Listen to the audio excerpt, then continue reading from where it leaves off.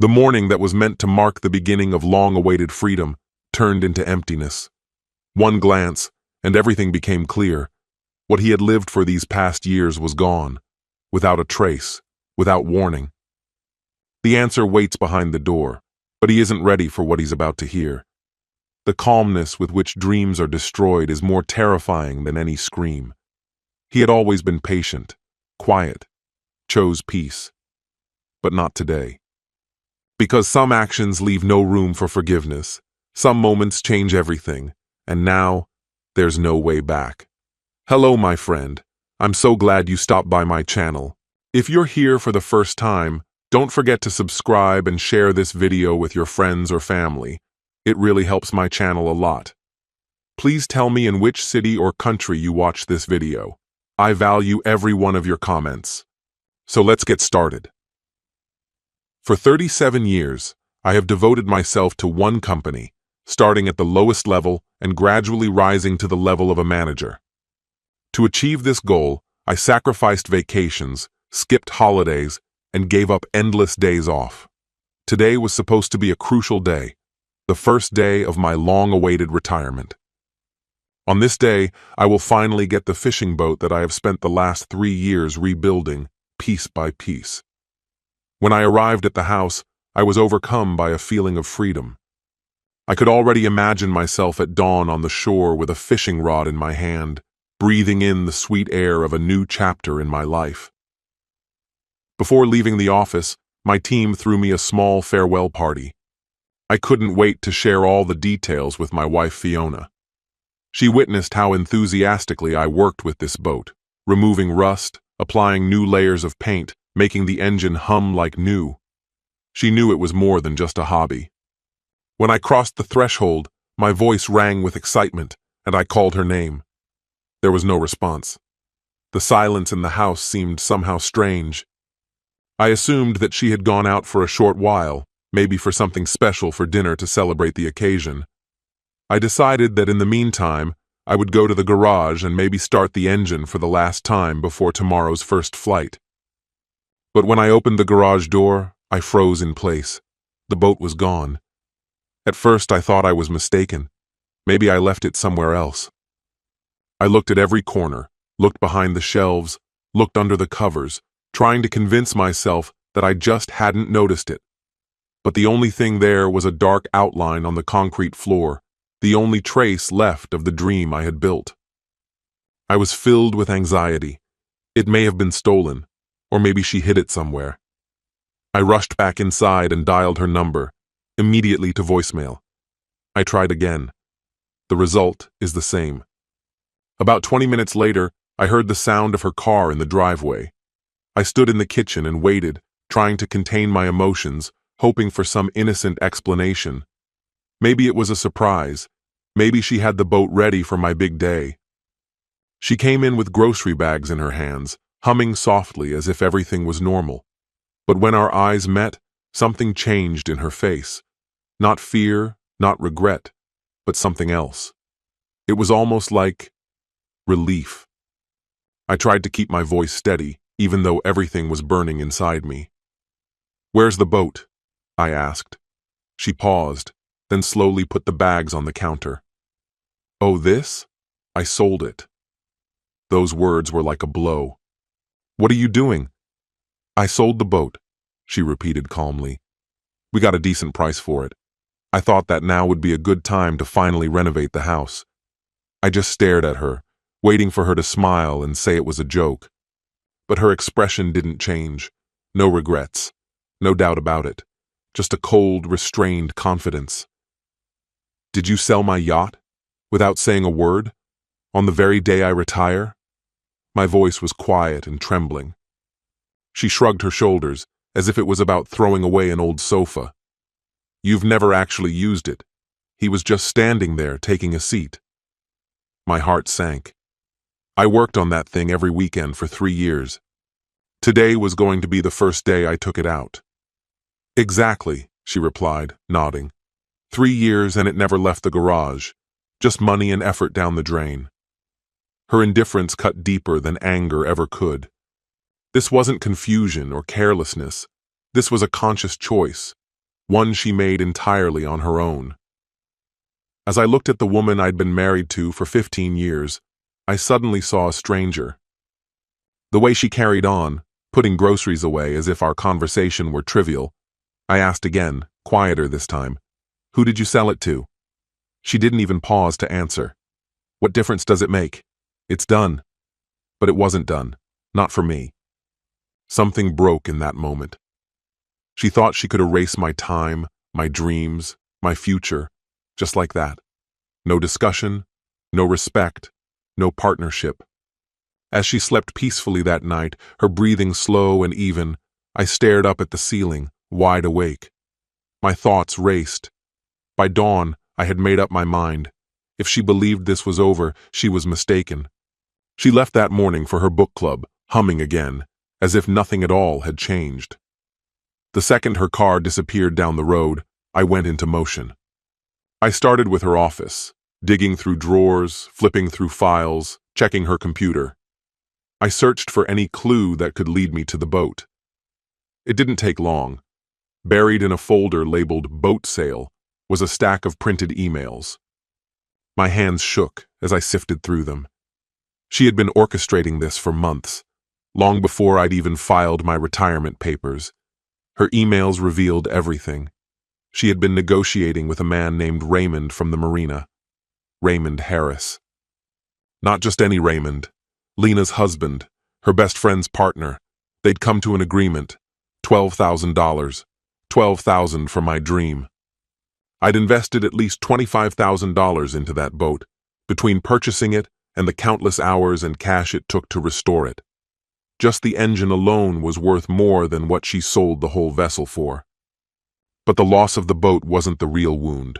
It was reading her emails that cut the deepest. One message read, "My husband is obsessed with that thing and never uses it. I need it gone before he retires and wastes even more of his time on it." Another was even more painful. "He'll get over it. Men always think their hobbies are more important than the things that truly matter." The things that truly matter. I opened our financial records. We had over $4,000 in the bank. No outstanding debts, no mortgage, no car payments, nothing owed to anyone. So what exactly were these so-called real priorities she claimed to be acting on? She came home that afternoon and saw me at the kitchen table, papers spread in front of me. Her eyes locked onto the folder, and she stopped in her tracks. All the color drained from her face. "You're digging through my private emails now?" she asked, trying to sound outraged, but I could hear the tension creeping in. "Private? You mean the evidence that you've been going behind my back for months?" She slowly took the seat across from me, visibly shaken. It was the first time since this whole ordeal started that she looked unsure. "I knew you'd turn this into a huge deal," she muttered. "That's why I didn't say anything." "A huge deal?" I said, voice low. "You sold my boat for half of what it's worth, to your friend's husband, and you kept it all from me. That's not a deal. That's betrayal." "I didn't lie," she said defensively. "I just didn't see the point in having a fight over something that had to happen." "Had to happen?" I leaned forward. "We have over 40 grand in savings. We're debt-free. Our house is completely paid off. What exactly had to happen?" She shifted in her chair. "That money's for retirement, for travel, for actually living life. We can't waste those years on your boat project." "Retirement?" I echoed. "That was my retirement. That boat was more than a hobby. It was my plan, my dream." "Dreams don't cover expenses," she said coldly. "The expenses are already covered," I shot back. "This wasn't about money, and you know it." She stood up, trying to reclaim the upper hand. "Fine," she said, her voice sharper. "You want the truth? I was sick of watching you waste every weekend fiddling with that thing. I'm tired of being married to someone who puts a damn boat ahead of me." And there it was. The truth. Not about practicality or money or even retirement. It was about control. She couldn't handle the idea that I might finally have the freedom to pursue something that mattered to me. So she made sure to end it before it began. So you just took it upon yourself to make that decision alone? I asked quietly. Somebody has to be the adult in this relationship. That sentence struck deeper than any insult ever had. The adult. As if decades of work, paying every bill, taking care of the house, and planning our future somehow didn't qualify me. I stood up slowly, looking at the woman who had just revealed exactly how little she respected me, my choices, my passions, my autonomy. Let's talk about Raymond Harris. She stiffened. What about him? How long have you two been discussing selling my property behind my back? Her cheeks flushed. It wasn't like that.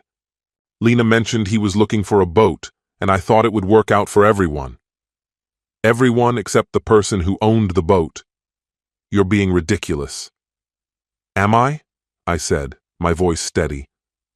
Because from where I'm standing, it looks like you negotiated with another man about my property, made plans for my retirement, and cut me out of the entire conversation. She opened her mouth, likely ready with another excuse, but I raised a hand to stop her.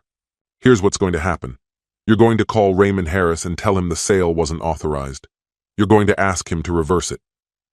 I'm not doing that, she said, her tone flat.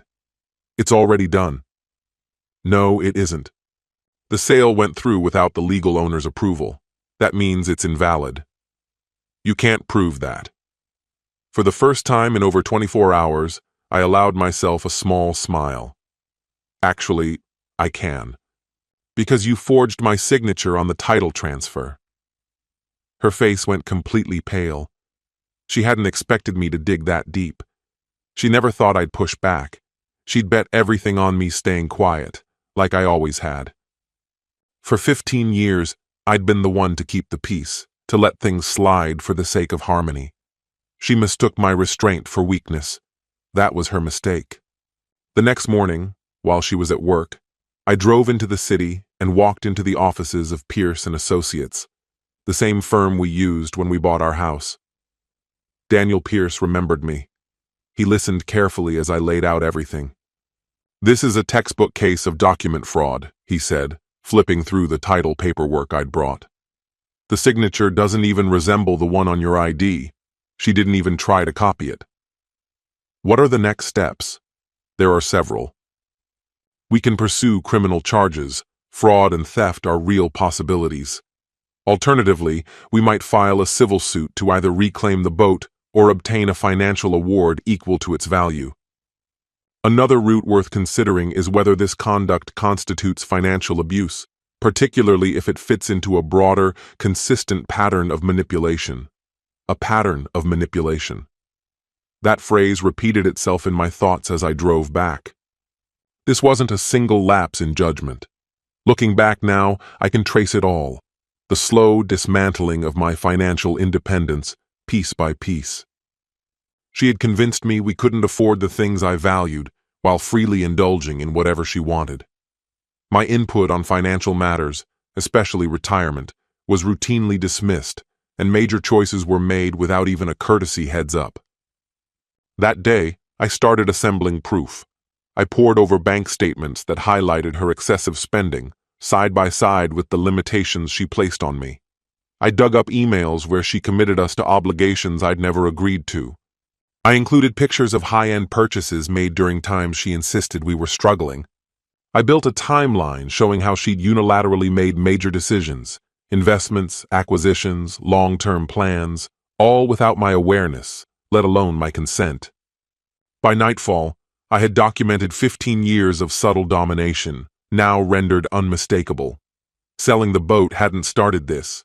It was simply the first time she'd crossed a line so clearly that I couldn't unsee it. She entered the study while I was surrounded by papers and photos strewn across the desk. She glanced over, saw what I was doing, and said nothing. Likely assumed I was stewing over the boat. "Dinner's in an hour," she said as she headed upstairs. "I won't be there," I said calmly. She stopped mid-step. "What do you mean?" "I've got plans with Raymond Harris. We've got something to resolve." Her footsteps came quickly back down the stairs. She appeared in the doorway, tension written all over her face. You can't just confront him like that. It's humiliating. For whom? I asked. Him or you? For everyone, she snapped. The sale's over. You need to move on. I met her eyes and gave a small smile. Actually, that sale was illegal. Raymond's about to find that out. She blinked. What are you saying? I'm saying you forged my signature on official paperwork. That you sold shared property without my permission. Raymond, whether he realizes it or not, now holds stolen goods. Her lips parted, but no words came out. I've spoken to an attorney. Did you know forging a title signature is a felony in this state? Or that disposing of someone else's asset without their consent is legally classified as theft? And Raymond, he's liable, even if he didn't know at the time. She sank into the chair across from me, her face drained of color. You wouldn't, she whispered. Wouldn't what? Stand up for myself? Hold someone accountable for illegal actions? You're right. The man I used to be wouldn't have done this. He would have grumbled quietly, maybe sulked, and let it go for the sake of peace. But that man disappeared the day you chose my retirement to show me exactly how little I meant to you. I stood and began organizing the materials. I'm meeting Raymond at the marina in half an hour. He's got two options: return the boat without a fight, or face the legal consequences of getting tangled in your scheme. You're throwing our marriage away over a boat? I stopped at the door. I didn't destroy anything. That happened when you made it clear that my dreams, my input, and my belongings were irrelevant. You made the choice to deceive instead of communicate. You broke the law instead of having a conversation with your husband. It doesn't have to go like this, she said quietly. We can fix this. You're right. It didn't have to come to this. You had ample time, months, to bring this up, to involve me. You could have chosen honesty, chosen partnership. Instead, you treated me like an obstacle, someone to hide things from, not someone to trust. I turned to leave but paused one final time. You chose deceit. You chose theft.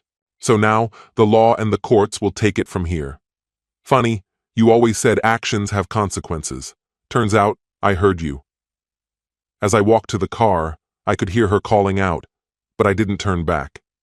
For the first time in 15 years, I was about to sit down at a table where I held every card, and unlike her, I would make it absolutely clear what the stakes were. Raymond Harris was already waiting outside the marina office when I pulled in. He looked restless, shifting his stance like someone who knew this wasn't going to end well. Good. You look like you're carrying some stress. I appreciate you making time to meet me on such short notice, I said, clasping his hand with a firm grip. Yeah, well, your wife mentioned you might want to discuss the boat, he responded, his voice overly casual, like someone trying too hard to act like nothing was wrong. She's clearly been sharing quite a bit. Let's go take a look at what belongs to me, I replied, walking behind him as we made our way down the dock. And there it was, my fishing boat, fully restored, sitting calmly in the slip as if it hadn't been the source of months of tension. Just seeing it reignited the anger I'd been keeping under control. I had poured 3 years of weekends and more than $25,000 into restoring it, and someone else had been out there using it like it was theirs. Still, I kept my voice steady. Beautiful job on the restoration, Raymond said, no doubt trying to keep things civil. She mentioned you put a lot of work into it. Every weekend for 3 straight years, I replied. Over 25 grand in materials and tools. I refinished that hull with my own 2 hands. I ran my palm along the side of the boat, then turned to face him. So, Raymond, how much did you hand over for it? He shifted his weight, clearly uncomfortable. We agreed on what I thought was a fair deal, $12,000. I looked over the documents. His face started to redden. If there's something wrong with the sale, maybe we can figure it out. I had no idea there might be a problem. I handed him the folder I'd brought with me. Inside was a copy of the title transfer. Take a good look at the signature. He studied the page, and then looked up at me, his expression changing from confusion to concern. This doesn't look like yours. That's because it isn't. My wife forged it. She sold you a boat she had no legal right to sell. The color drained from his face. I didn't know. She told me you both wanted to get rid of it. Sounds like her, I said coolly. But here's the situation, Raymond. You're now in possession of stolen property. My lawyer laid out your options. Return the boat now or face potential charges. He kept staring at the document, then looked back at the boat like it might suddenly vanish. So, what exactly do you want me to do? I'm giving you the chance to resolve this without legal fallout. You can hand it over today, clean break, or you can hold on to it and deal with what follows. But I paid $12,000 for it. That's between you and the woman who lied to you.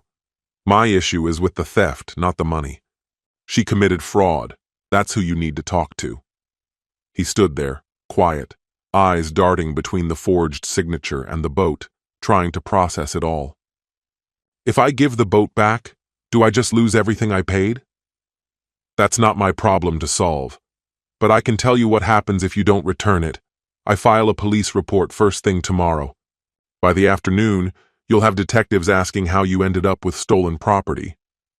I didn't give him space to breathe. Your name goes into the report. Cops at your doorstep. Your wife, Lena, wondering why her husband is being investigated. His hands shook slightly as he passed the folder back. I don't want to be involved in this mess. All I wanted was a damn boat. Then we understand each other. I'll have a trailer here in a couple of hours to pick up what's mine. He nodded fast. Yeah, okay. I'll start taking my stuff off it right now. Watching him scramble to unload his things from my boat felt better than I'd expected. It wasn't about vengeance. It was about reclaiming what was mine. This was what it meant to stop letting others decide the boundaries for you. And finally, draw your own. Back at the parking lot, I pulled out my phone and dialed my wife. She answered immediately. So, how'd it go? She asked, her voice tight. Raymond will be in touch to get his 12 grand back. The boat's coming home tonight. You can't be serious. We've already used some of that money. Then figure out how to unuse it. Raymond has 48 hours to be reimbursed or he's filing a lawsuit for fraud. This is insane. You're blowing up our lives over a boat. No, I'm defending what's mine. That's a very different thing. I hung up and called Daniel Pierce right after. It's done. Raymond's giving the boat back without a fight. Now I want to move forward on everything we talked about, all of it. I'll have the documents ready by tomorrow morning, he said. Separate finances, updated will, full inventory of your assets. You're sure this is what you want? Absolutely. She's shown me exactly who she is. I'd be a fool not to protect myself now. When I stepped back into the house that night, the boat was already parked in the garage where it belonged. My wife was in the kitchen, eyes blazing with fury. Raymond just called. He's livid. He wants his money back. Do you realize what kind of disaster you've caused? I reclaimed stolen property. I stopped a crime from continuing. You're welcome. You made me look like a liar in front of everyone we know. Fiona stood frozen, humiliated beyond words. Raymond now saw us as criminals, but the harsh reality was, you are one. You falsified documents. You took something that didn't belong to you. Just because your friends now know doesn't suddenly make you the wronged party. Her hand struck the counter with a sharp slap. I'm your wife. We're supposed to act like a team. Teams communicate. Teams make decisions together. A real team doesn't lie to each other, I replied, voice steady. The moment you took that boat and sold it without a word, you stopped being on my side. I didn't steal from you, she barked back. That boat was ours. No, I said firmly. It wasn't. That's where you're mistaken. The registration bore only my name. I had bought the boat long before we were married, using money that was mine alone. Legally, she had no claim to it. Her face slackened as the truth landed. She had arranged and carried out the sale without ever checking the ownership. Tomorrow morning, we're dividing our finances. You'll receive half of what we own together, nothing beyond that. I'm done leaving myself vulnerable to secret deals like this. You can't just do that, she whispered, barely audible. I gave her a quiet, composed smile, the first in days. Actually, I can. And unlike you, I won't need to twist the law to make choices about our life. As I headed upstairs, leaving her speechless in the kitchen, I felt something shift deep inside. For years, I had buried my resentment to avoid conflict. But I was finally realizing, when peace depends on one person staying silent, it's not peace at all. It's a quiet betrayal of justice. And justice, I was learning, feels far more satisfying than the illusion of a perfect marriage ever did. 3 weeks passed, and we were attending my retirement party. My company had organized a lovely evening at the country club. Friends, co-workers, and family gathered to celebrate my 37-year career. Since the incident with the boat, my wife had kept an unusually low profile, putting effort into keeping up appearances. But I saw it, the unease in her eyes whenever someone brought up my post-retirement plans. She'd expected me to keep the truth hidden, to protect the image of our marriage. That had been her miscalculation. She had no issue humiliating me in private. But she expected loyalty when eyes were watching. Those days were over. I had rehearsed this moment with care. As the speeches kicked off, I rose with a glass in hand and scanned the faces of about 50 people who had come to celebrate my professional journey. Thank you all for being here tonight. Your presence means more than I can express as I close this chapter of my life and step into the next. I paused and locked eyes with my wife. She offered a tight, uncertain smile, likely assuming I was about to get emotional. But I had something else in mind. Retirement is about reconnecting with what brings you happiness, rekindling old passions. For me, that was a fishing boat. Over the last 3 years, I restored it piece by piece. I gave up countless weekends, poured in more than $25,000, and threw myself into that project. Several co-workers nodded. They'd heard about the boat. My plan was to take it out for its first voyage on my retirement day. Her smile faded, replaced with tension. But one afternoon I came home, and it was gone. My wife had sold it without my knowledge, for $12,000, to one of her friends. The room went deathly silent. Some of you might think it was a harmless miscommunication, I continued. But I investigated. She'd been planning the sale for months, exchanged emails with her friend's husband, referred to me as fixated, claimed the boat just collected dust. She didn't just make a decision, she conspired behind my back. Eyes darted across the room. My wife's face had turned ghost white. And here's the kicker, I said. She forged my name on the ownership transfer. That boat was registered solely to me. She didn't just make a mistake, she broke the law. She sold something she had no right to sell. Raymond's wife, Lena Harris, looked like she wanted to disappear beneath the table. Guests shifted in their seats, visibly uncomfortable. Now, some of you may be wondering why someone would do that to their partner, especially right before a major life change like retirement. I took a long sip from my drink. I asked her the same question. And her answer?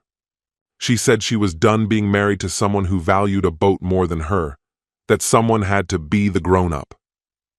The silence in the room was suffocating. My wife tried to jump in. Sweetheart, maybe this isn't the time. Isn't the time for what? I asked calmly. For the truth? For clarity? I turned my attention back to the guests. At first, I thought it was just about the boat, but then I started paying attention to how she slowly took over every financial decision, how she disregarded my input on retirement plans, how she spent freely on herself while telling me we had to cut back. From the front row, I caught my sister staring, lips slightly parted in disbelief. My brother-in-law stared at me, his expression twisted with disbelief. And in that instant, the truth settled in. This had never been about the boat. That was just a surface-level casualty, a symptom, not the cause. What it was about was something far more corrosive. The moment my wife stopped respecting my autonomy. My goals, my property, my voice, they'd all become tools for her to manipulate. She suddenly rose from her chair. "I think we should leave," she declared, voice tight. I stayed seated, my tone even. "No. I think now's when it gets interesting." She wavered, then slowly sat back down. Her face was a mixture of indignation and embarrassment. And so, like anyone would when their ownership is hijacked by deception, I took action. I called my lawyer. I made that so-called friend return the boat. I separated our finances so she couldn't try this stunt again without consequences. Then I turned to Lena Harris. "Raymond handled it pretty professionally," I said. "He realized he'd been pulled into a mess he didn't create. He returned the boat and asked for a refund from my wife." Lena's cheeks turned crimson as everyone at her table turned their gaze toward her. But even that wasn't the most revealing moment.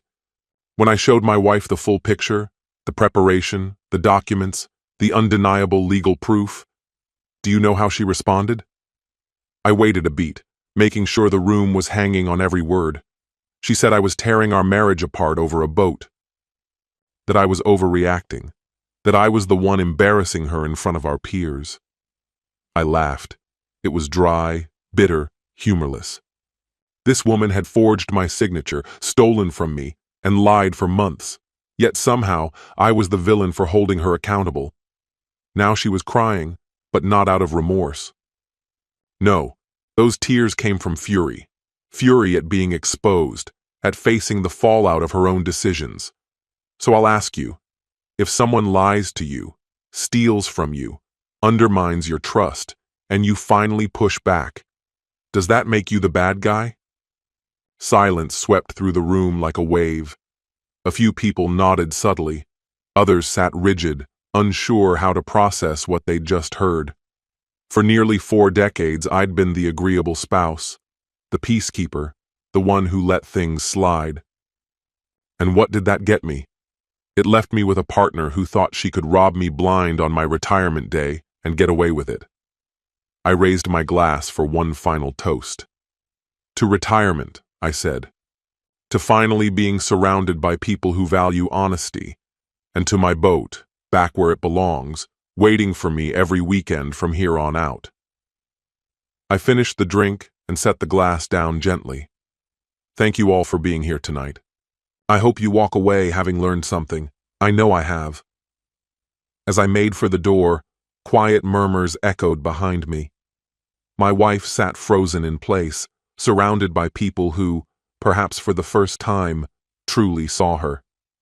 I didn't look back. There was nothing more to say. Half a year later, I stood alone on my boat's deck, watching the morning sun shimmer over the water. The divorce had been finalized just 3 weeks earlier, and for the first time in years, I felt genuinely calm. Her voice no longer lived in my head. I no longer had to navigate a minefield of passive-aggressive resentment as though my happiness was something offensive. The court proceedings played out exactly as my attorney predicted. Her forged paperwork obliterated any credibility she had, and the records I'd meticulously kept exposed her financial betrayals in full. She tried to claim everything, my retirement, my boat, anything she thought would still hurt. But facts had weight. The judge granted her what the law required, her portion of our shared savings, her vehicle, and part of the house's value. But the boat she tried to steal? She never touched it again. My retirement fund? Untouched. I built that myself, and she had no right to what she never contributed to. The morning after the judgment, she called. I nearly ignored it, but curiosity got the better of me. "I've been thinking," she began, her voice unusually soft. "Maybe we acted too fast. Maybe this whole legal mess was a mistake." I sat at the kitchen table, eyes drifting to the locked garage where my boat waited. "No," I said, "there was no mistake. You made a decision. You made many decisions. You chose deception over discussion. You chose a signature on a forged document over a real conversation. You didn't just make a mistake, you made a choice. But we were together for 15 years, she said, her voice cracking. Doesn't that mean anything to you? It means I learned a hard truth, I replied. 15 years of believing I was with someone who saw me as an equal. Turns out, I wasn't. I know I hurt you, she said, desperation seeping into her tone. But we can fix it. We can see a therapist. I can change. Change. That word. I'm sure she'd dangled it before, maybe to others when her lies caught up with her. But she'd had every opportunity to change, to take responsibility, to say sorry, to show even a flicker of remorse. Instead, she spent every minute painting me as the villain, for daring to draw a line and defend what was mine. I felt the sting of humiliation. You put me under a spotlight and dismantled me in front of everyone we hold dear. I didn't lie. I simply told the truth where everyone could hear it. If hearing that truth left you feeling vulnerable, perhaps it's time to examine your actions instead of mine. Silence stretched across the phone line like a chasm. So, this is it? After everything we've built, you're just going to walk away? I stood and crossed to the window. Outside sat the boat, a vessel that had come to mean more than freedom. It was a quiet rebellion against being controlled. I'm not abandoning anything, I said evenly.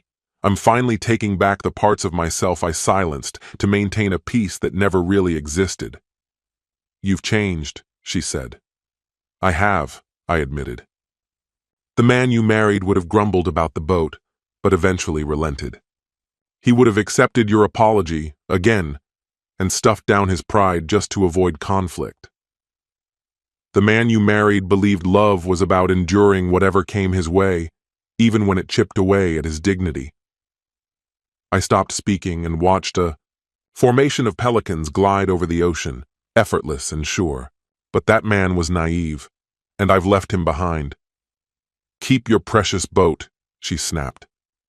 I will, I answered calmly. Every morning, when I see it resting in the garage, I'm reminded that my worth is not up for compromise. Every time I take it out on the water, I reconnect with a quiet peace, the kind you feel when you're no longer waiting for someone to steal your joy. You'll regret this. One day, you'll see what you've lost. It was her final attempt to reel me back in, to convince me I was making the wrong call. But I was crystal clear on what I had released. I let go of the anxiety that came with wondering when you'd try to assert control again. I let go of the uncertainty surrounding your feelings toward what lit me up inside. I let go of the exhaustion that stemmed from being with someone who viewed my happiness as something inconvenient, something to be managed. I stepped into the garage, laid my hand gently on the boat's smooth hull, and finally saw what I'd gained. I gained the authority to write my own story. I gained the serenity that comes from living with someone who truly respects me, someone who is me. Goodbye, she murmured. Goodbye, I said, and hung up. That was the last time I heard her voice. 3 weeks have passed since then. This morning, I cast my first line into a glass-still lake. The world felt entirely new. No more tiptoeing around tension. No more second-guessing my own judgment. No more confusing surrender for peace. My phone buzzed with a message from my brother. How's retired life treating you? I glanced over the water, at the boat I had restored with my own hands, at the life I now called my own, and typed back, just how I always hoped it would be. The fish were biting. Sunlight warmed my face. And for the first time in 15 years, every decision I made was mine alone. In that moment, something became absolutely clear. You should never tolerate from someone you love what you wouldn't accept from a stranger. I realized that genuine respect isn't something you earn by keeping the peace. It begins the moment you respect yourself. And maybe most of all, I learned that retirement isn't always about leaving a job. Sometimes, it's the moment you bury the version of yourself that settled for less than you deserved. And that man, the one who sacrificed his dreams just to avoid disruption, is gone now. For good. This story has come to an end. What's your opinion? Share it in the comments, my friend. And if you like this story, check out other exciting videos on my channel. I'll say goodbye until the next video. See you.